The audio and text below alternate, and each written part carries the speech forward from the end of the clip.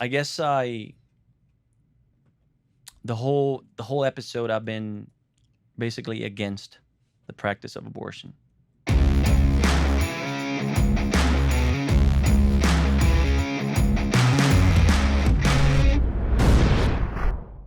The fact that people should see abortion as something essential in case is needed as a medical practice, a medical procedure, doesn't justify the millions of babies that have been killed for convenience.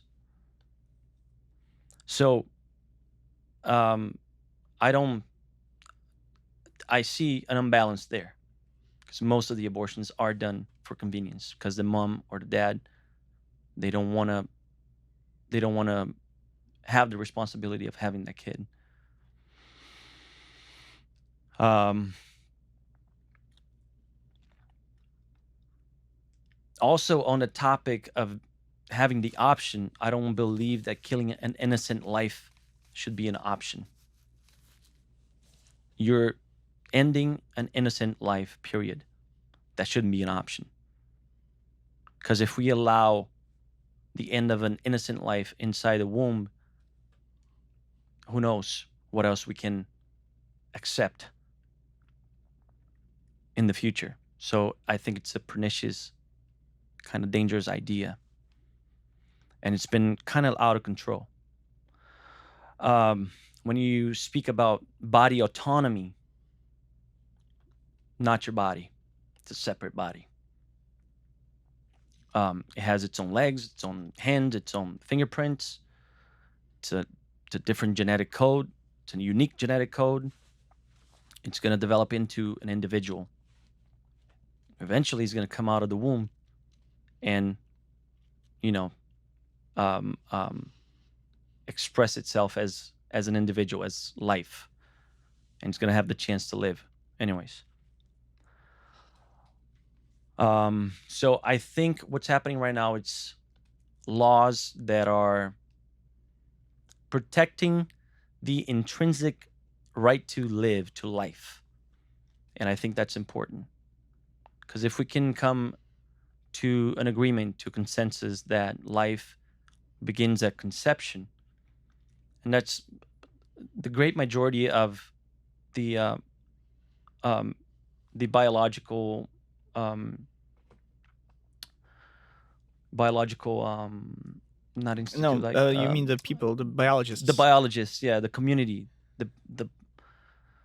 the biologist community, the they scientific community. scientific biologists, well, agree that life starts at conception because that's when a fully new genetic code is formed, and that genetic code will determine the color of the eyes, the height, how that person's gonna um, develop, um, physically or psychologically. I don't know, but it's right there at that moment that that individual is born as an individual, and it has very, very specific and unique characteristics.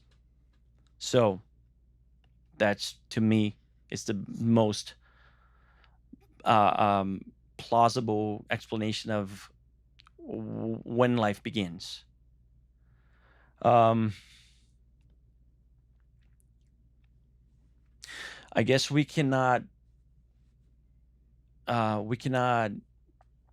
discard the and just like turn a blind eye to the fact that we have so many mechanisms and options to avoid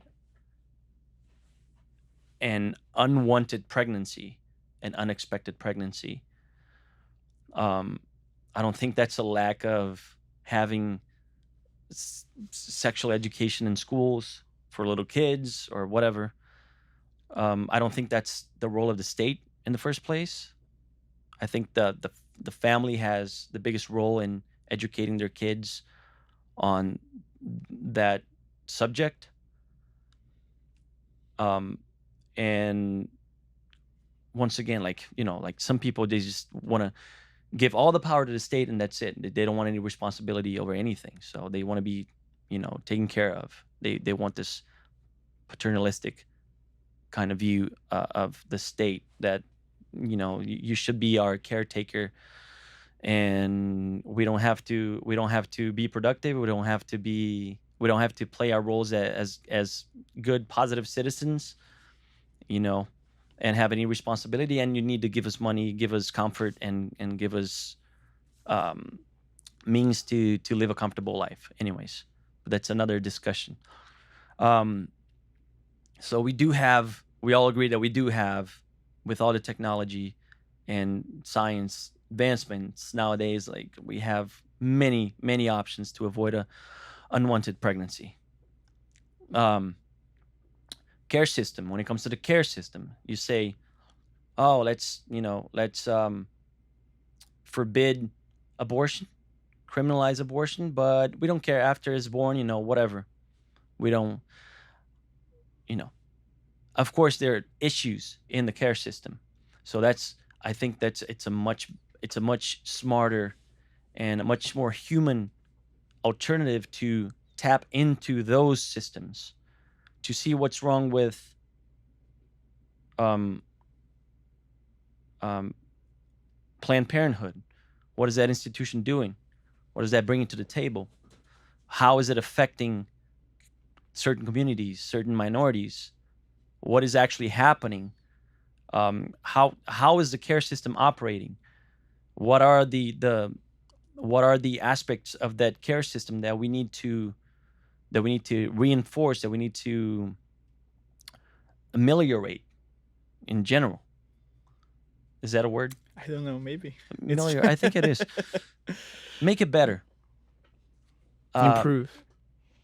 I think abortion is a very radical solution to social issues, and it is just legalizing murder.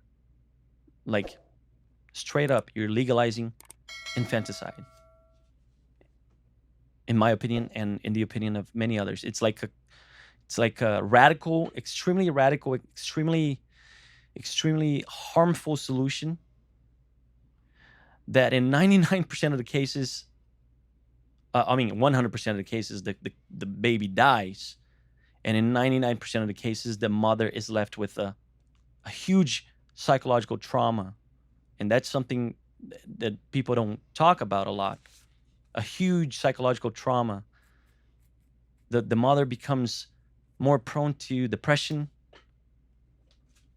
and it's something that is going to stick with her for the rest of her life. Um, Moving to the next point, I think going more into a cultural aspect. Um, I guess we, as a society today, and the ideas that are being pushed, and the ideas that are predominant in our society nowadays, I think we don't make a very good case on why is it positive, why is it good to become a parent? Why is it not a burden? Why is it not going to? That's the biggest lie, I think, nowadays. Is that one of the biggest lies? Is that if you have an unexpected pregnancy, it's going to ruin your career. It's going to ruin your goals, your professional career goals. You won't be able to strive because now it's over. You have a life that you have to take care of. That's the biggest lie. You can see all over families that, or even like single mothers or single fathers that just had such an improvement after they had a baby, they had a kid, because they mature so much more, because they they see that need to take the attention out of themselves and put the attention and the care into another life that depends exclusively on you. And there's a huge improvement in people's lives. So I think that's the biggest lie. Oh, your career's over, everything is over. That's it. So get an abortion because you're a young girl. The father is not going to support you. You know, um, I think that's not the case. I think so many the chance of positive elements flourish in your life after you have that baby, it's there's a lot more chance that it's gonna happen than what people tell you, that your life is over. Um, and just to finish, like